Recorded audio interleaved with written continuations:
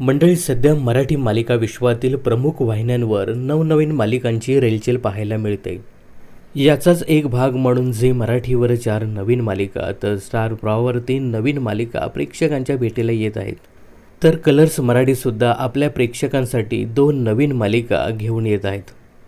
तर काही दिवसापूर्वीच अभिनेत्री स्पृहा जोशी व सागर देशमुख यांच्या नव्या मालिकेची घोषणा झाली आहे। सुख कळले असं या नव्या मालिकेचं नाव आहे। कलर्स मराठीवर ही नवीन मालिका सुरू होणार आहे। या मालिकेचा एक नवीन प्रोमो प्रदर्शित करण्यात आला आहे। तर कलर्स मराठीच्या इंस्टाग्राम पेजवर सुख कळले या नवीन मालिकेचा एक प्रोमो शेअर करण्यात आला आहे। यामध्ये स्पृहा जोशी आणि सागर देशमुख यांच्यासोबत इतर कलाकारसुद्धा झळकले आहेत। तर या मालिकेची निर्मिती आदेश बांदेकर आणि सुचित्रा बांदेकर यांच्या सोहम प्रोडक्शनने केली आहे। तर स्पृहा जोशी आणि सागर देशमुख यांच्या सुख कळले या नव्या मालिकेत ज्येष्ठ अभिनेते सुनील गोडबोले हे सुद्धा प्रमुख भूमिकेत झळकणार आहेत। या मालिकेत सुनील गोडबोले हे सागरच्या वडिलांची भूमिका साकारताना दिसणार आहेत। आजवर सुनील गोडबोले यांना तुम्ही बऱ्याचशा मालिकांमध्ये पाहिलं असेल। यासोबतच प्रसिद्ध बालकलाकार मिमी खडसे ही सुद्धा या मालिकेत प्रमुख भूमिकेत झळकणार आहे। सागर आणि स्पृहाच्या मुलीची भूमिका या मालिकेत तिने साकारली आहे।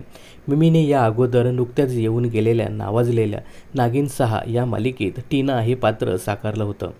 तर धडकन जिंदगी की या मालिकेत परी हे पात्र तिने रंगवलं होतं। तर मराठीवरील देव माणूस या मालिकेत मायरा या भूमिकेतसुद्धा ती झळकली होती। अजून काही पात्र या मालिकेत लवकरच झळकणार आहे। तर ही मालिका येत्या 22 एप्रिलपासून कलर्स मराठीवर प्रेक्षकांच्या भेटीला येणार आहे। पण या मालिकेची वेळ अजूनही गुलदस्त्यातच ठेवण्यात आली आहे। तर स्पृहा व सागरच्या कामाबद्दल बोलायचं झालं तर याआधी झी मराठीवरील लोकमान्य या मालिकेत स्पृहा झळकली होती। या मालिकेत तिने लोकमान्य टिळकांची पत्नी सत्यभामाबाई यांची भूमिका साकारली होती। तर सागर देशमुख हा सुद्धा झी मराठीवरीलच चंद्रविलास या मालिकेत पाहायला मिळाला होता। या मालिकेत सागर आनंद महाजन या भूमिकेत दिसला होता।